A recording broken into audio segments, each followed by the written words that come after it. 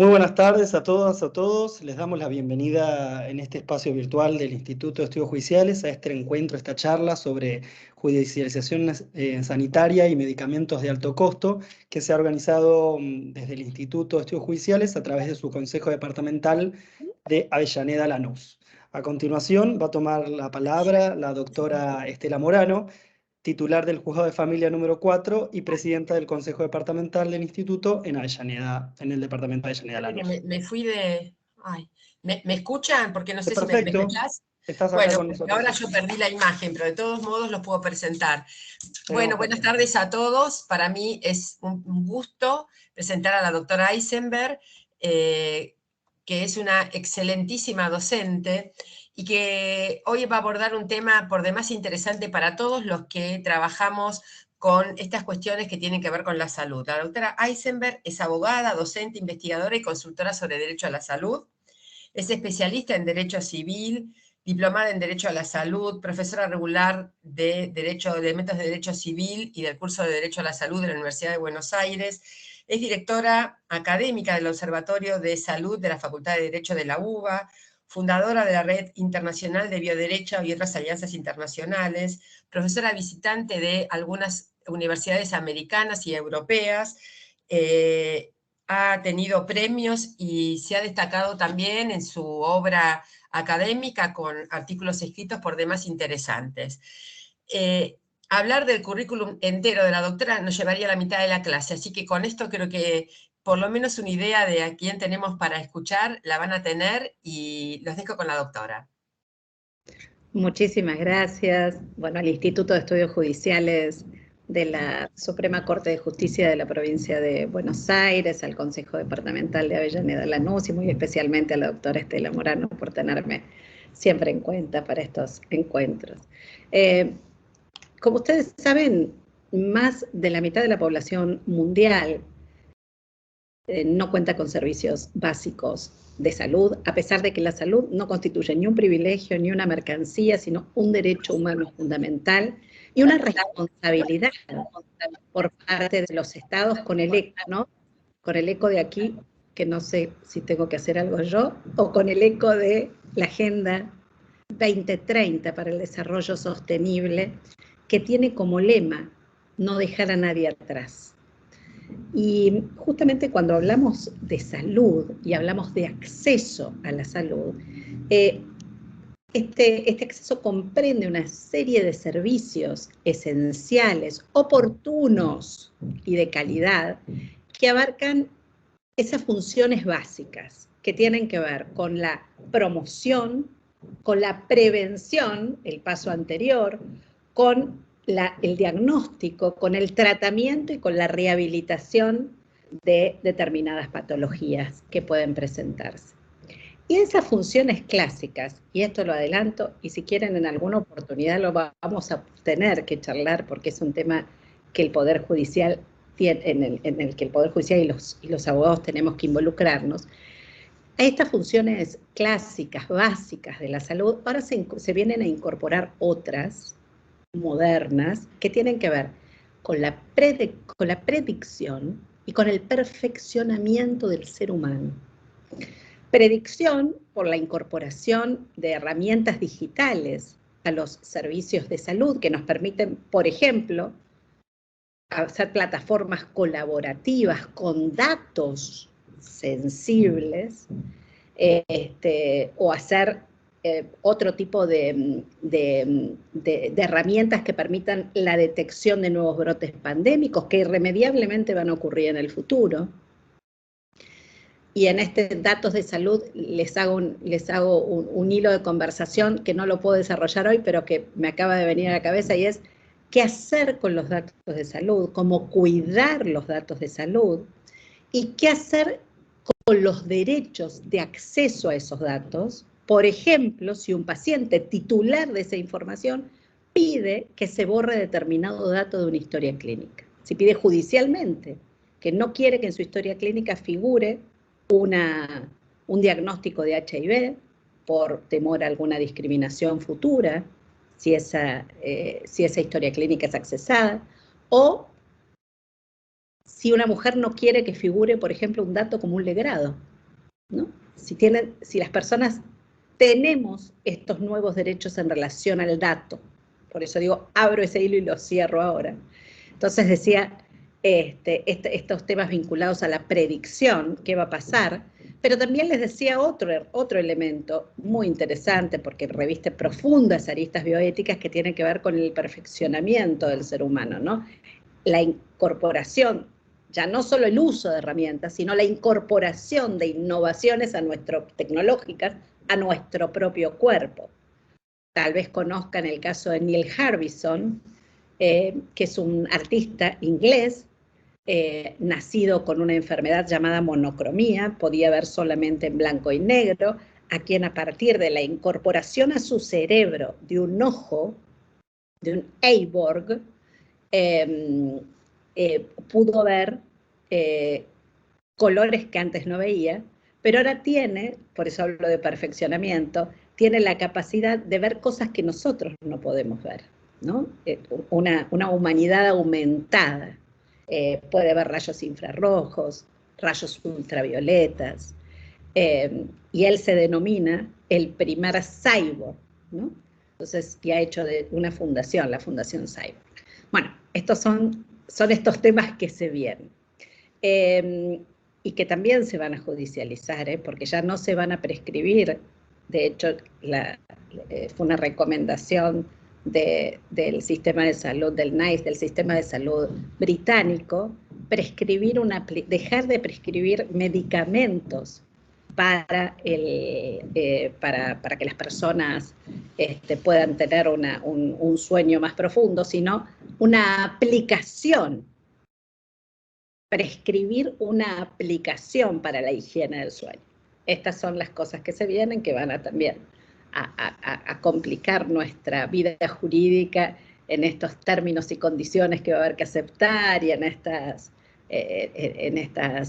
estos nuevos debates sobre el consumo y la salud, ¿no? En estas épocas de mercantilización. Bueno, eso como una breve introducción. Pero en el tema que hoy nos toca a nosotros, todos los países se enfrentan cada vez más dificultades para responder a las crecientes demandas sanitarias y a la sostenibilidad de los sistemas, sobre todo cuando hablamos de terapias o medicamentos de alto costo. De alto costo o de alto precio, ¿verdad? Porque el costo en realidad no lo sabemos.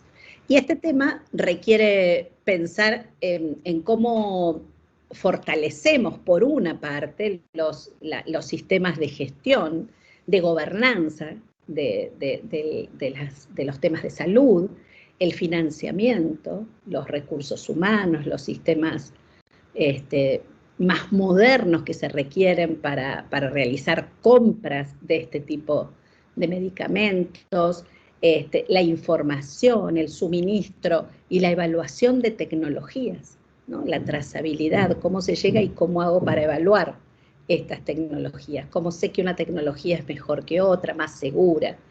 Y de ello de toda del robustecimiento de la gobernanza de estos temas va a depender el resultado sanitario junto con una adecuada articulación, porque ustedes saben que estamos en un país federal que ha reservado la competencia legislativa en materia de salud a cada una de las 24 jurisdicciones, y que tiene estos problemas de coordinación entre subsistemas, subsistema público, subsistema de la seguridad social, subsistema privado, y niveles de atención, ¿no?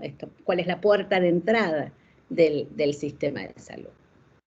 Y claro, desde el punto de vista normativo, el derecho de la salud y su protección entran en la clasificación tradicional de derechos humanos, es considerado un derecho de segunda generación, forma parte de los derechos económicos, sociales y culturales de los DESC, y constituye una condición necesaria para el ejercicio de otros derechos a manera de presupuesto mínimo, si se me permite el término, para la dignidad humana. Nuestra Constitución Nacional, aún antes de la reforma y en palabras de la Corte Suprema de Justicia de la Nación, la preservación de la salud ya se encontraba reconocida y se hacía mención a este reconocimiento a partir del artículo 14 con los derechos sociales, del 14 bis con los beneficios de la seguridad social y el seguro social obligatorio, el 18 y en especial el 19, privacidad, reserva, el 33, derechos implícitos, el 75, estoy haciendo gala de lo que estudié yo en la facultad, no de lo que estudiaron ustedes que son mucho más jóvenes, pero nosotros tenemos que decir que todo esto tenemos que por lo menos utilizar aquello que nos quedó para algo en la memoria.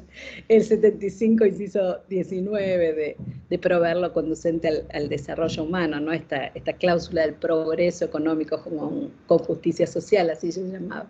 Con la reforma del 94, sin duda se consagra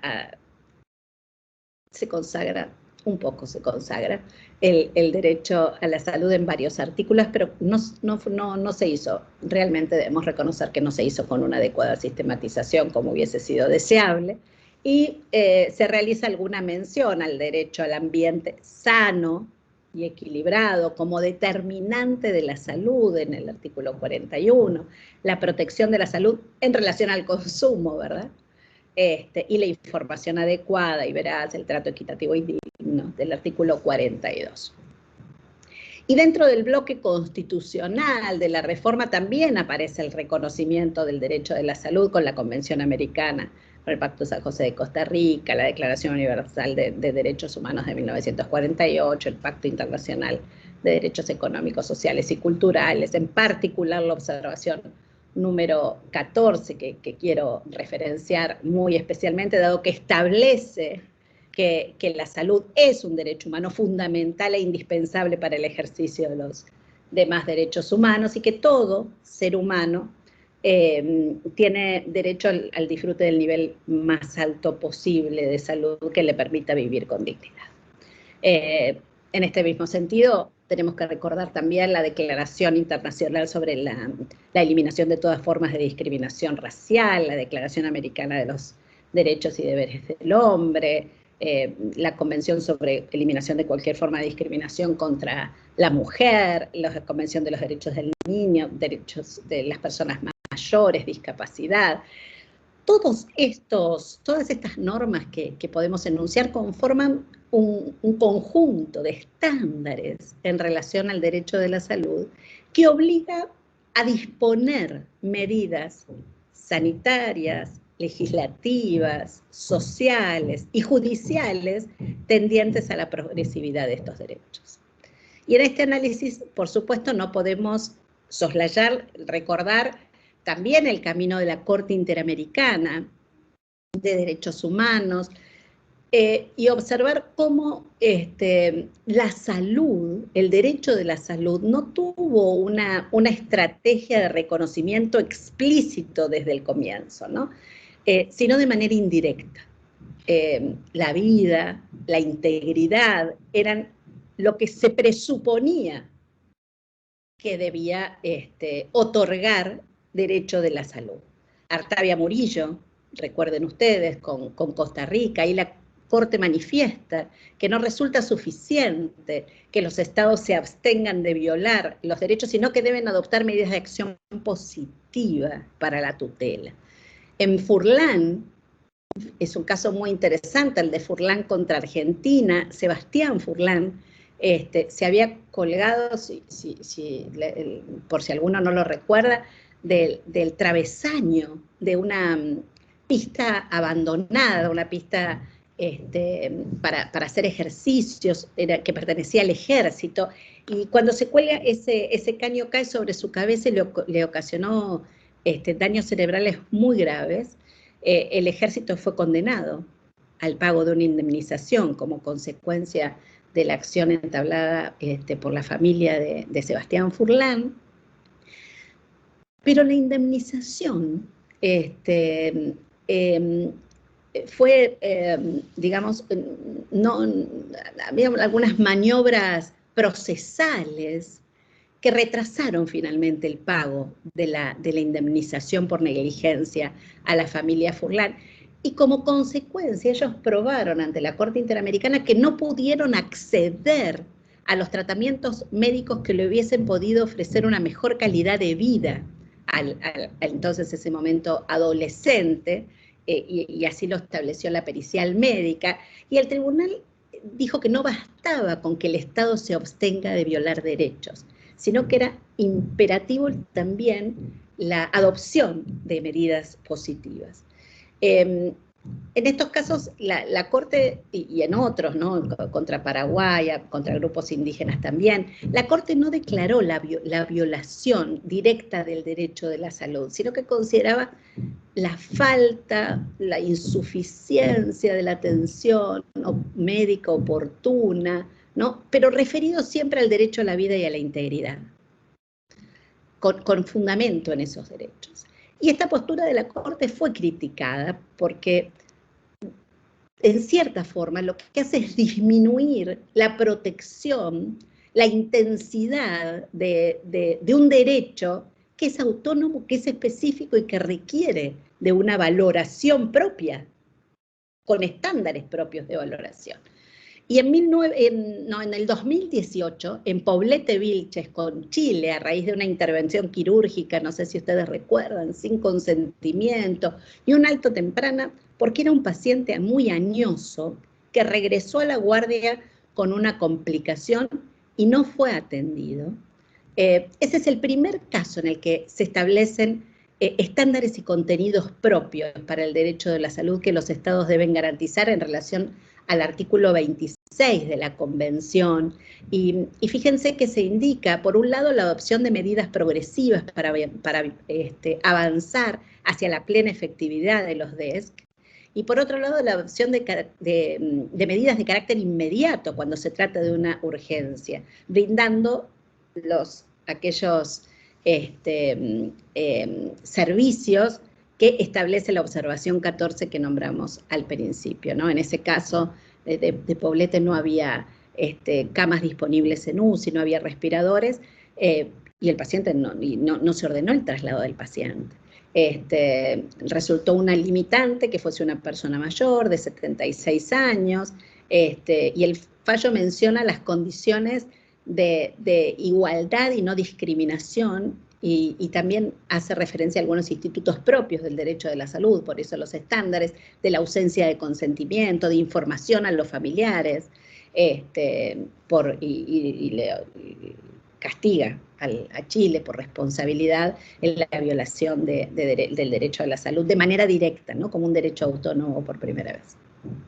Es interesante también, y con esto ya dejamos el tema de la Corte Interamericana, la referencia que hace la propia Corte a la necesidad de una interpretación dinámica de las normas conforme los requerimientos sociales en contexto, en los casos especialmente de salud y las condiciones de la vida actual, para que no se transformen en normas de papel sin vida y sin efectividad. Pero claro, cuando hablamos de derecho de la salud y hablamos de la judicialización, los elementos que componen el derecho de acceso a la salud en nuestro país es confuso en relación a su contenido, a los alcances, a los límites, y ha dado lugar, más allá de los incumplimientos de las obligaciones legales, de aquellos incumplimientos propios de los prestadores, a una vertiginosa judicialización en torno a esta temática. Y los medicamentos de alto precio son casi la estrella en el firmamento de esta problemática de la judicialización en salud, y decimos alto precio porque el costo en realidad, como decía al principio, lo desconocemos, los costos los fijan los formadores del precio, que son los laboratorios, no hay un análisis de costo como lo exigía la Ley de Producción Pública de Medicamentos, que si bien contenía un artículo respecto a este tema, se derogó en el año 2016, así que ya no hay obligatoriedad. Para su aprobación había que demostrar este análisis de costos. Y como ustedes saben, nuestra regulación establece ciertos niveles de cobertura para las enfermedades crónicas del 70%, para las enfermedades que no son crónicas, que son de tratamiento ambulatorio, el 40%, con el 60% de pago de bolsillo, que en ocasiones puede constituirse en un gasto catastrófico cuando afecta la ecuación mensual al que puede llegar una familia. A su vez, tenemos hoy nuevas terapias, las terapias génicas, que ya no se llaman de alto costo, se llaman de ultra alto precio. Vamos a ver el recorrido de 2 medicamentos en especial para la atrofia muscular espinal, ya que se trata en esa patología de una mutación por la falla de un gen, y la terapia que se propone, la terapia génica, reemplaza el gen defectuoso dentro de una célula a través de un vector, que puede tratarse de un virus inactivado, y reemplaza ese gen que está cambiado, que está mutado, o que es defectuoso, por uno de mejores condiciones terapéuticas. Para este caso, que es un caso testigo de los temas de judicialización del alto precio, apareció una primera medicación denominada Spinraza, que repara uno de los genes. Hay 2 tipos de genes, el 1 y el 2, repara el 2, y requiere unas 4 dosis dentro del primer mes de tratamiento y una dosis de refuerzo cada 4 meses. Estos viales se introducen en el cuerpo, tienen que ser necesariamente en un quirófano, con anestesia, a través de la médula, a través de un procedimiento en la médula. Es un procedimiento invasivo. Y como ustedes deben recordar, en el año 2018 este medicamento, luego de que el Ministerio de Salud registrara, había aproximadamente 300, casi 400 chicos con atrofia muscular espinal, y casi todos judicializados, decide incorporar al PMO este medicamento. Se hace un convenio con el laboratorio. El precio de la ampolla eran $125.000. Se estableció un acuerdo con una cláusula de confidencialidad. Aproximadamente se dice que ese monto llegó a los $100.000, que se bajó a los $100.000. Y había también, hay que recordar que nosotros no tenemos una agencia de evaluación de tecnologías sanitarias, ¿no? Lo único que tenemos en este momento no la aprobó nunca el Congreso de la Nación, la ley para la formación de esta agencia. Hubo varios intentos, y se aprobó una Comisión Nacional de Evaluación de Tecnologías, que se llama CONETEC, en el ámbito del Ministerio de Salud de la Nación. La CONETEC había dado un dictamen, si bien no es vinculante el dictamen de la CONETEC, pero habían dado un dictamen negativo a la incorporación del PMO de este medicamento. Luego, este medicamento, cuando cambia la gestión, se saca del PMO, y la Secretaría de Comercio le fija un precio máximo, que fue en aproximadamente $25.000. Ustedes recuerdan el precio inicial, ¿no? Nosotros empezamos con $125.000. Entonces, y llegamos a los $25.000, $27.000. ¿Cuál es la ganancia del laboratorio? ¿Cuál es el costo del medicamento? ¿Cuándo supera ese costo? Y además se logró que las obras sociales, a través del sistema, a través del SUR, que es un fondo de redistribución para los medicamentos de alto precio, se incorporara en este fondo de recupero. Teníamos el tema del AME más o menos solucionado. En corto tiempo, en muy corto tiempo, aparece ahora el Zolgensma. Es un medicamento que no es para el gen 2, es para el gen 1, es mejor, porque el gen 1 produce, el gen 2 produce alguna de las proteínas que otorgan movilidad, el gen 2, el 100% de las proteínas, va dirigido al gen 1, se aplica por vía endovenosa, con lo cual no hay que someter a los chicos a ninguna, a ninguna cuestión invasiva en quirófanos, y los padres empiezan a solicitar el amparo por un medicamento que sale $2.100.000.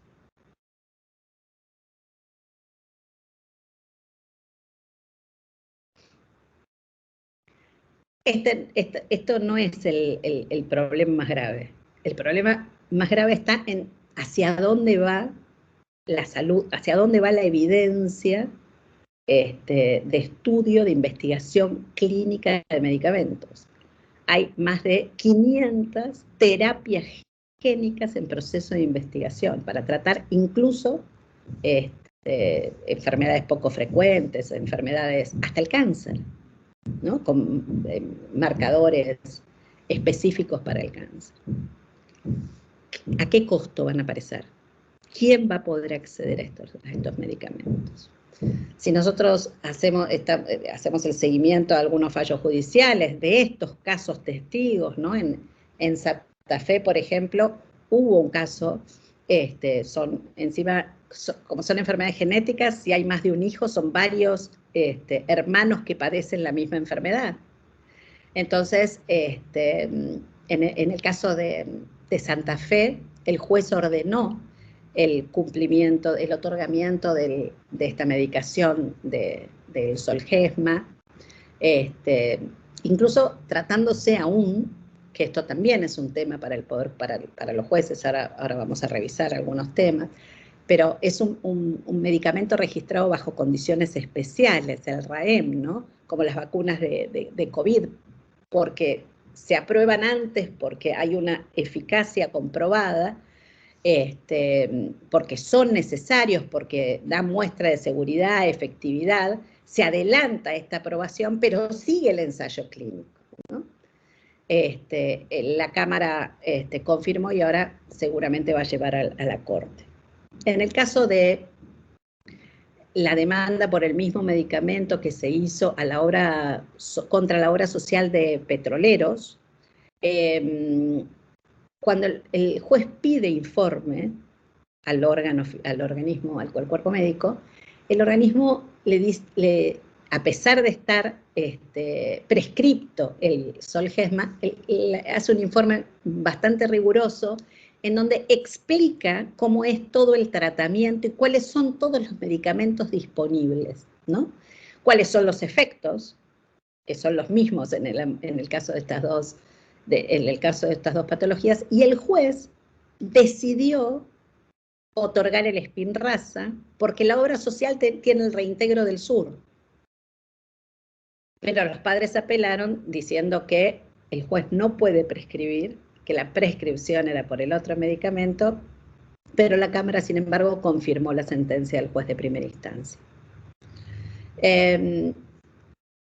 Para que tengan referencia, digamos, esto en el ámbito judicial es lo que está ocurriendo con estos medicamentos que podemos decir que son los medicamentos testigos.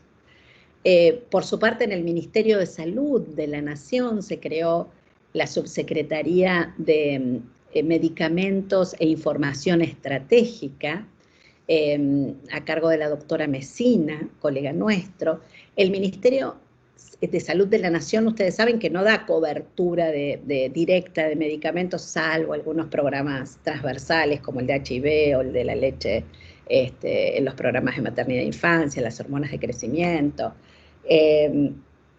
Y ellos absorbieron todos los temas de amparos por medicamento en esta subsecretaría, y dieron cuenta de algunos elementos que son interesantes para tener en cuenta. En primer lugar, la mayoría de los pacientes que habían judicializado tenían obra social o sistema de salud prepago, que habían judicializado contra el Estado.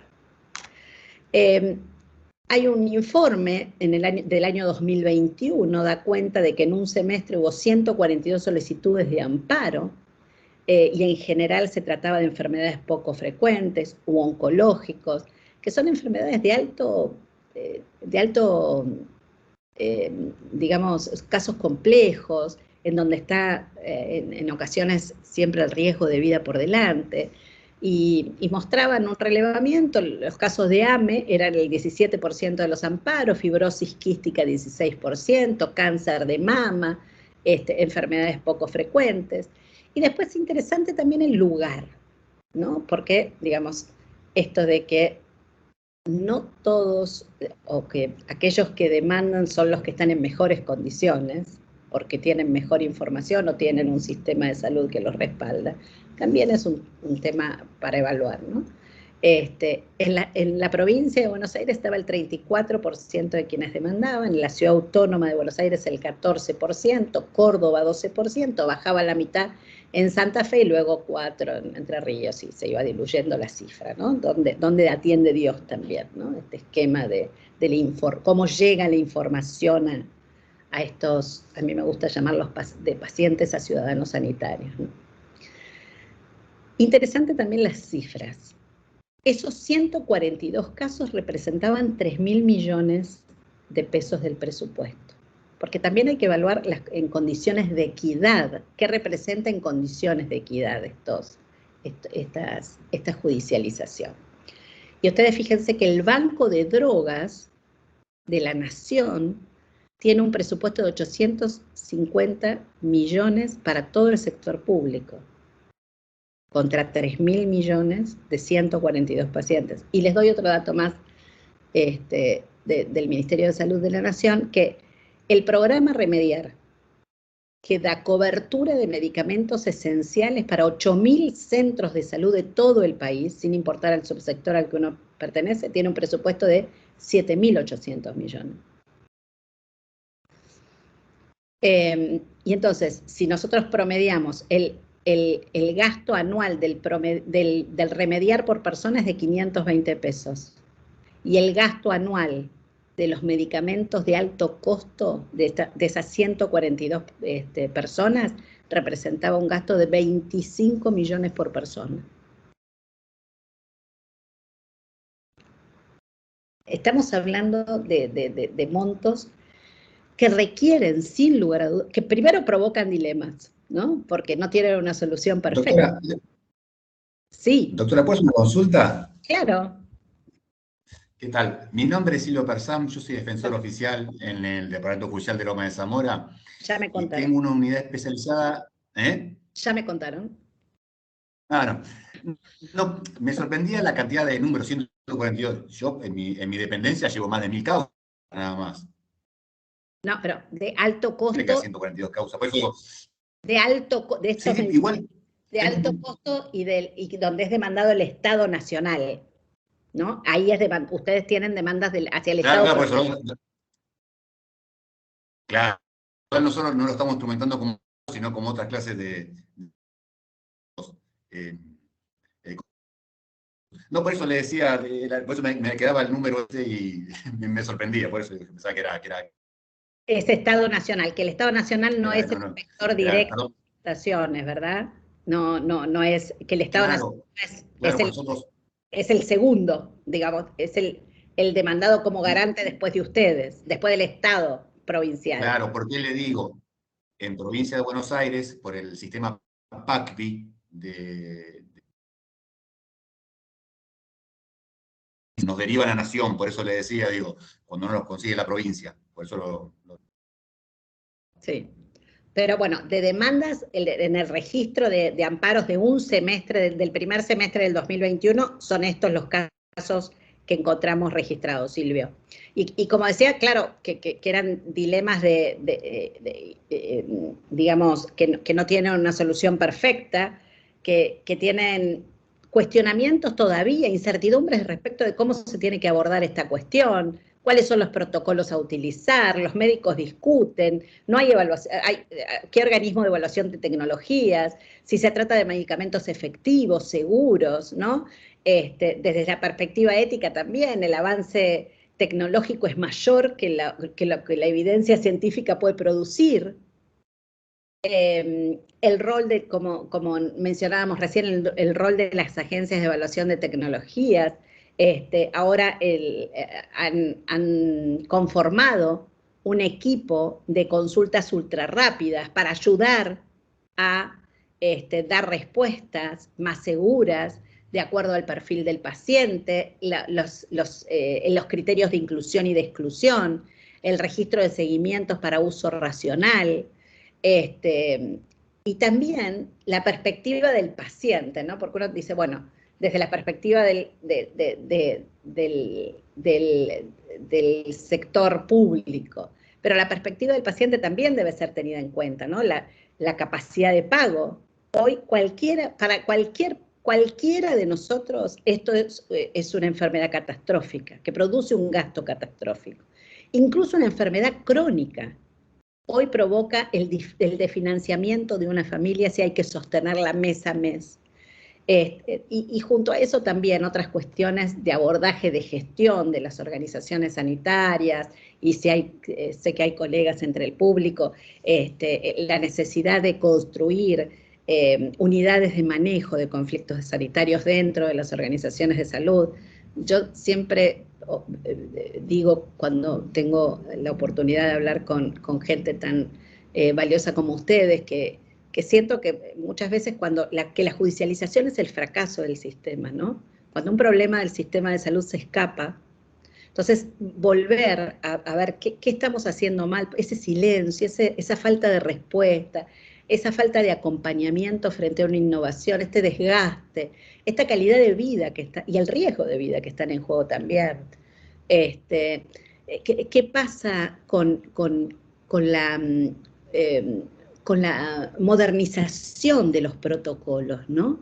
Esto, no, y no se lo doy porque no está en nuestro Vademecum. ¿De cuándo es su Vademecum? Del año 60.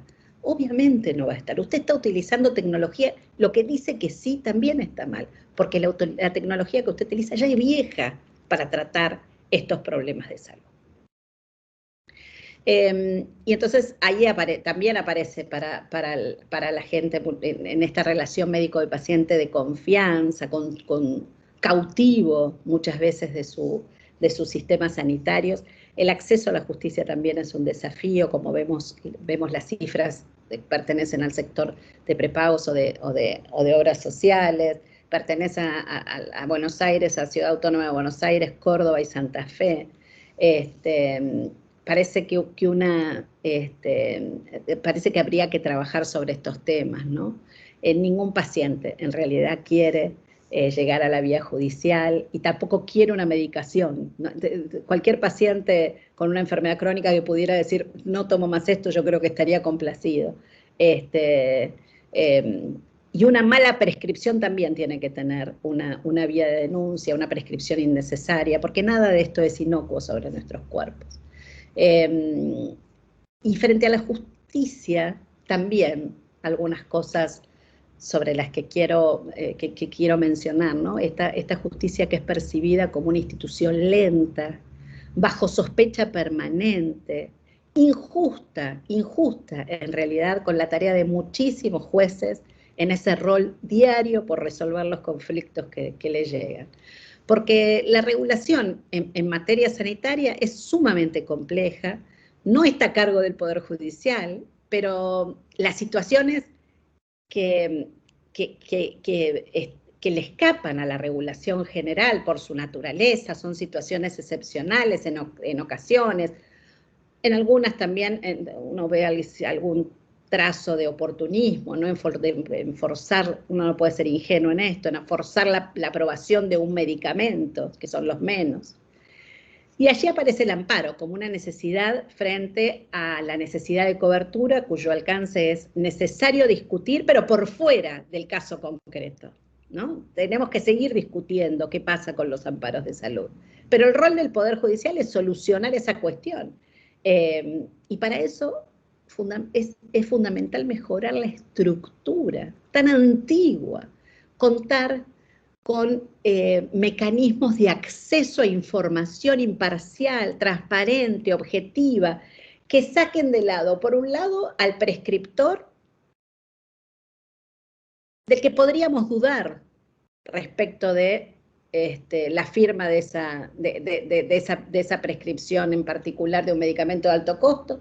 No vamos a hacerlo, pero también de sacarnos de todas estas cuestiones que no son ni parciales ni desinteresadas, ¿no? Los prestadores que no tienen forma de financiarlo, y las demandas, como dice siempre Gustavo Caramelo, las demandas de amparo sobre salud están formuladas en base a planteos de derechos humanos. Y para esto no hay invocación de restricción presupuestaria válida, ¿no? Quienes tienen que gestionar las instituciones de salud, para ellos es un dolor de cabeza, pero el contexto regulatorio y la administración de salud también debe observarse bajo una perspectiva de derechos humanos. Y la Corte ya lo ha dicho en Berbisky, no se puede invocar la restricción presupuestaria para no responder a una cuestión de derechos humanos. Recuerden ustedes ese caso de la prepaga del Hospital Británico, que se presentó oponiéndose a la obligatoriedad de dar cobertura a pacientes con HIV en oportunidad de la reforma de la ley, porque era tentatorio de la sostenibilidad del sistema y que eso podría llevarlos a la quiebra. ¿Qué dijo la Corte? No se demostró ni números ni proyecciones, y esto es lo que hacen muchas obras sociales y muchos prepagos, ¿no? Y no son atendibles desde el punto de vista, reitero, de los derechos humanos. Y tengamos también en cuenta el descrédito de algunas organizaciones, no solamente del Poder Judicial, de algunas organizaciones del sistema sanitario, no sin sentido en ocasiones, a veces porque hay que reclamar la cobertura de prestaciones que están cubiertas incluso en el PMO y que son negadas, o los 29 pañales por mes, cuando los días tienen 30 o 31, ¿no? Incluso el incumplimiento de sentencias dictadas por el Poder Judicial. Y entonces yo recibo en mi Instagram, en mi consultas de personas que me dicen, mi abogado me dijo que ya estaba y sin embargo no puedo acceder. La Superintendencia de Servicios de Salud en el ámbito administrativo obligó a la afiliación, pero la obra social no cumple, ¿no? Esto también ocurre. Y en este contexto aparecen los jueces respondiendo por mantener incólume los derechos humanos de quienes demandan, y para eso se requiere, como decía recién, información transparente, oportuna, de calidad, y es necesario organizar una logística, organismos de consulta, académicos, imparciales, no que los jueces vayan a los congresos de los laboratorios, sino este tipo de ámbitos de formación judicial. No es fácil, ni lo va a ser gestionar estos costos crecientes, pero el Estado local, en principio, como recién decía Silvio, es el responsable de su cumplimiento, y el Estado Nacional en virtud del artículo 28 del Pacto de San José de Costa Rica. Si los prestadores no pueden dar cobertura, deberán ir hacia el Estado como garante a pedir el respaldo, como ocurrió con la incorporación al PMO de la Spinraza y esa compra conjunta que hizo el Estado Nacional para lograr bajar el precio de los medicamentos. Los jueces resuelven casos concretos. La política sanitaria es resorte de otro poder del Estado y no es fácil estar en el lugar de un juez cuando hay un prescriptor, un organismo de salud que rechaza la prestación y una urgencia donde no hay tiempo para escuchar porque va la vida. Y hoy, como hablábamos antes de comenzar la clase, hay otras categorías, como decíamos con Estela Morano, hay otras categorías de vulnerables en el 75, inciso 23, que hay que agregar si son mujeres, niños, niñas, adolescentes, perspectiva de género, personas mayores, personas con discapacidad. A ellos es a los que hay que asegurar una tutela judicial efectiva. ¿Y qué rol tiene el juez frente a este marco constitucional y a la urgencia del amparo en salud? A veces no hay tiempo para traslados, para audiencias como ustedes quisieran, para debates. Esas son situaciones ideales.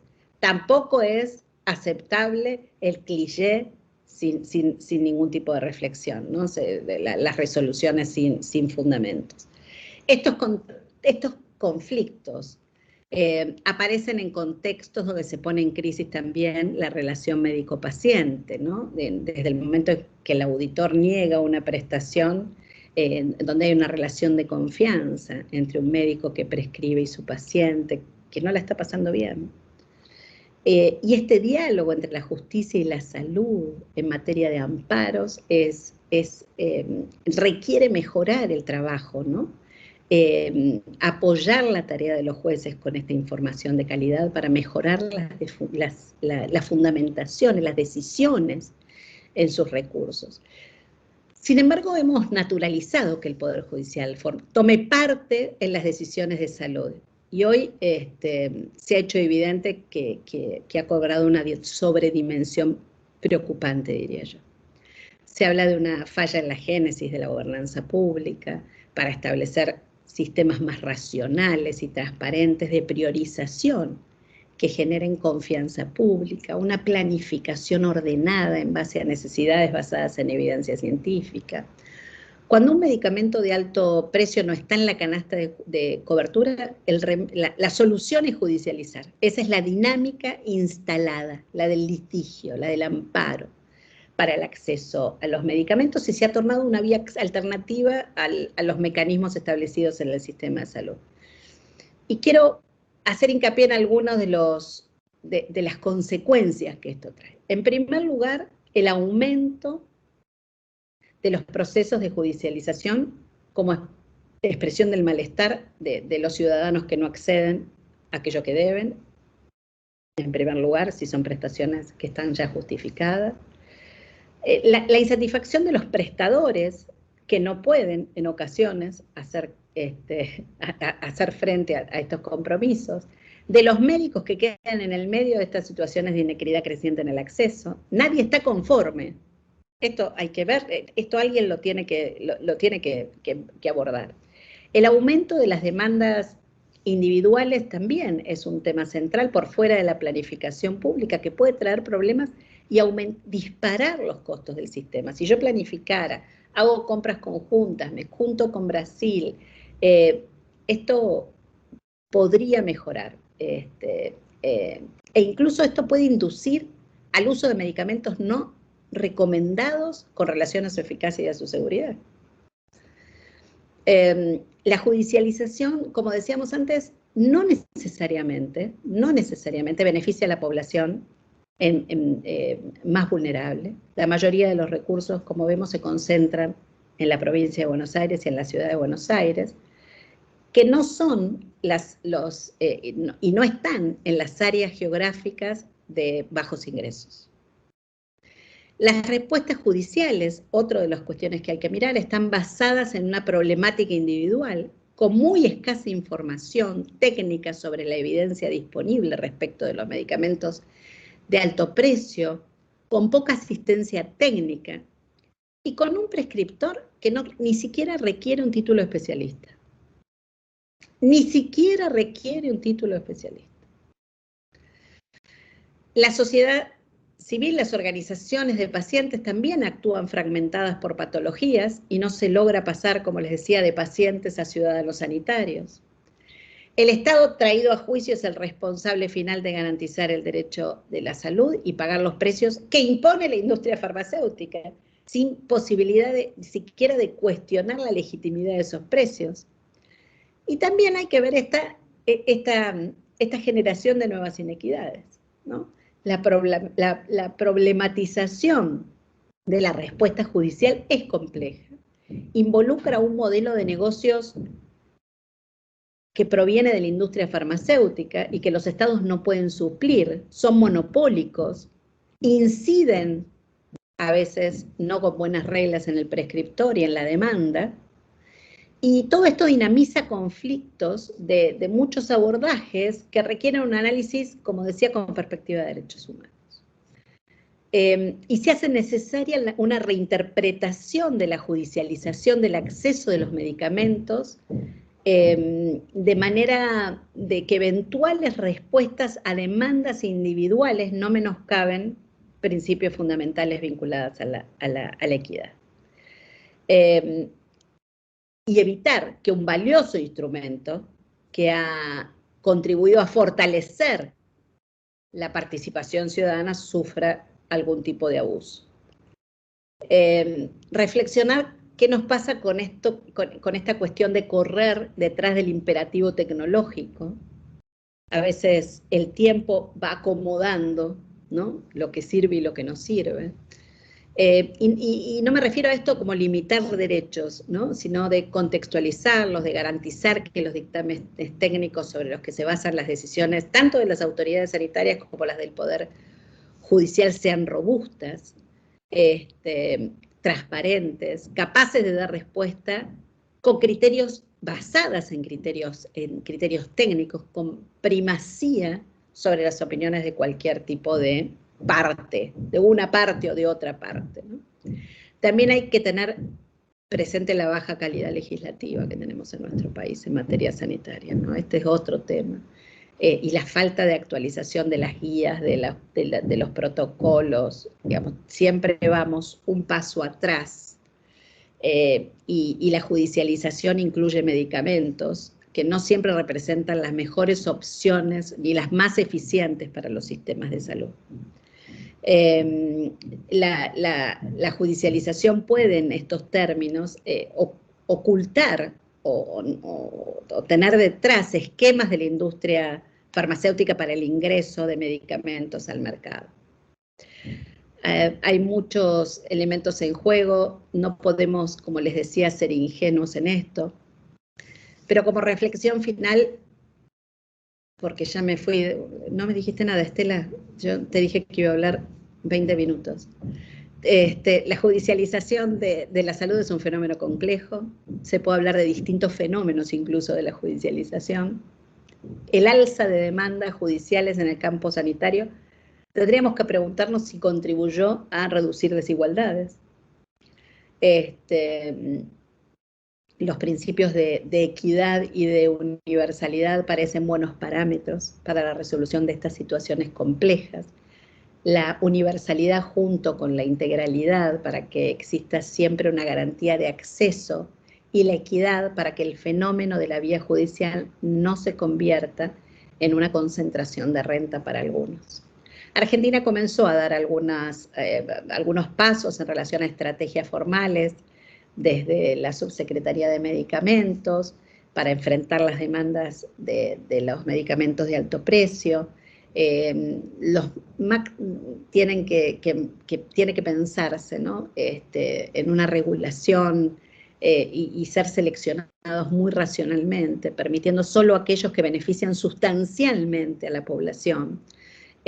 Para financiar los medicamentos de alto precio se requieren estrategias comunes incluso más allá de las fronteras de un país, que incluyan opciones como la flexibilidad de acuerdos comerciales. Nosotros pagamos siempre, Argentina siempre termina pagando más los medicamentos que en Uruguay se pagan a otro valor. Por eso flexibilidad en los acuerdos, creación de fondos nacionales de recursos, Uruguay lo ha podido hacer también, o compra conjuntas entre países para potenciar el poder de negociación. Como decía antes, se ha naturalizado la intervención del Poder Judicial en temas de decisiones vinculados a la salud y el acceso, y se habla de, como decíamos, de una falla en la génesis de la gobernanza estatal para establecer acuerdos de priorización que generen confianza pública a través de una planificación ordenada en base a necesidades y en base a evidencias. Es una dinámica de conflictos con muchos intereses, donde la justicia termina a veces conceptualizando el derecho de acceso con alguna ausencia de criterios, de estándares comunes. Y si me permiten, como reflexión final, la judicialización aparece, a mi entender, como una oportunidad siempre para repensar los sistemas judicial y de salud en su conjunto y dar más y mejor acceso a todos los que lo necesitan. Así que bueno, me callo un poquito ahora.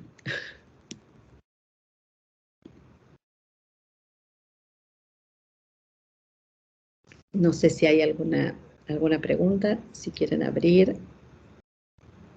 Podrán escribir las preguntas ahí. Bueno, Silvio ya la hizo en voz alta. Bueno, Estela. Ah, no podés abrir el micrófono. Ajá, yo no puedo, no tengo... No. A ver, ahí tratamos de solucionarlo. No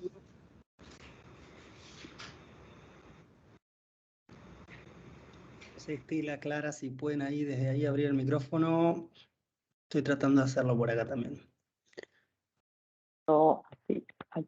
Recién pude abrir el micrófono, no sé si me escuchan. Sí, perfecto.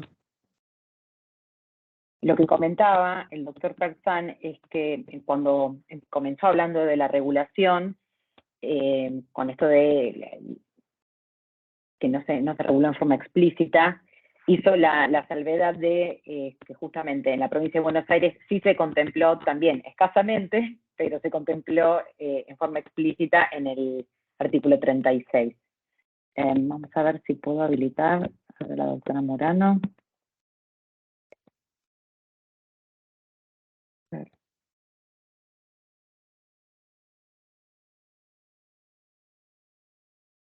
Tienen que habilitar en forma individual para poder hablar. Sí, pero ella no encontró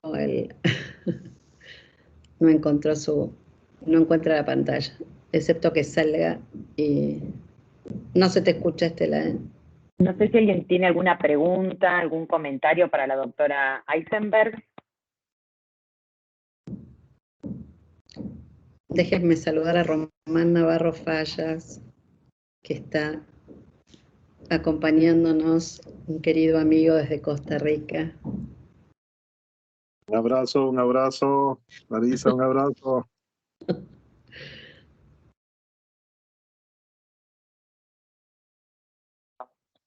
Silvio, ¿querías decir algo? ¿Ahora me escuchan? Sí, ahora sí. Ah, ya está. Bueno, ya está. Apretaba uno diferente. No sé si hay preguntas para hacer. Lo que a nosotros nos pasa cuando vienen los amparos es que está en la premura para tomar la decisión, que a veces yo pienso que tendríamos que tomar más recaudos para ver si estos medicamentos son los únicos y necesarios, si no hay otros, pedir alguna otra historia clínica, pero los temas que tenemos con la medida cautelar, que muchas veces agota el proceso, no nos permiten hacer esta investigación. Se presenta bastante complejo para nosotros la resolución de los amparos en este sentido. Sí, ese es un gravísimo problema, este que vos planteás, por eso creo que el primer paso es el de la creación de organismos o el vínculo con organismos académicos o organismos oficiales. Yo no sé si el Ministerio de Salud Provincial, pero el Ministerio de Salud Nacional sí está, por eso lo mencioné, porque me parece que es un ámbito con el que se puede establecer alguna alianza, que es con estos de la Conetec, con los informes ultra rápidos. Sí. Digamos que uno... Pero lo que pasa es que nosotros no seríamos competentes cuando está demandado el Estado Nacional, porque va a la justicia federal, entonces ahí... No, pero ellos asesoran a la justicia en general. No sabía. No necesariamente, no es como un dictamen de parte, sino que se creó en el ámbito de la Conetec este pequeño grupo se llama informes ultra rápidos. Bueno. Yo creo que, digamos, si toda la justicia recurre a ellos, se van a ver desbordados, no tienen capacidad de... Pero bueno, mientras no toda la justicia lo conozca, me parece que es un organismo para aprovechar. Es un buen dato. Muy bueno. Sí. Muy buen dato ese, te agradezco. Yo quería agregarte algo. De hecho, me comuniqué, yo reclamo mucho contra la provincia de Buenos Aires, y nos contactamos con gente del ministerio, porque nos dijeron que somos los que más reclamamos en la provincia, y bueno, a ver cómo podíamos acomodar las cosas. Nosotros tenemos mucha respuesta con los reclamos extrajudiciales, por suerte. Estamos planteando, y tanto con el IOMA, que es lo que marca, a veces podemos ir acomodando y evitamos las judicializaciones. Eso quería comentarlo, que es muy importante. Eso es ideal, digamos, en un mundo ideal sería ese, ¿cómo hago para evitar que la judicialización sanitaria, ¿no? Quizás porque nosotros, por la Defensoría Oficial, nos dan más el término no es el técnico, más bolilla que a otros. Cuando hacemos un planteo extrajudicial tenemos mejor acogida a veces que un abogado particular. Claro, digamos. Quería comentar como para... Pero ese sería, digamos, y tal vez ustedes instar a que IOMA abra una ventanilla de atención a estos reclamos, ¿no? Como etapa previa a la judicialización, siempre es bienvenido, siempre es bienvenido. Evitarle a la gente que la resolución se tome en un lugar diferente, hostil. Seguro. No, a nadie le gusta esto, digamos, y aparte, en el caso de IOMA, una obra social provincial, donde la gente está cautiva, digamos, no es que yo te demando y ahora me voy porque realmente si te demando me siento mal, y me quiero ir. Y en las obras sociales donde la gente está cautiva, después ir a hacer el trámite, digamos, y el temor, porque este es el otro tema, ¿cuánta gente no litiga por temor a judicializar, pero después me van a querer atender? ¿No? Tal cual. Así que todo lo que se haga en pos de evitarlo siempre es bienvenido. Y para nosotros también, lo que sea evitar el juicio de amparo, para nosotros es fantástico. No sé si hay alguna pregunta más. Bueno, creo que entonces llegó el momento de agradecerte esta charla tan interesante y que creo que a todos los que estábamos escuchando nos vino muy bien. Ya otra vez te vamos a convocar para otro tema. Bueno, siempre muchas gracias de vuelta. Siempre a disposición. Un saludo afectuoso para todos.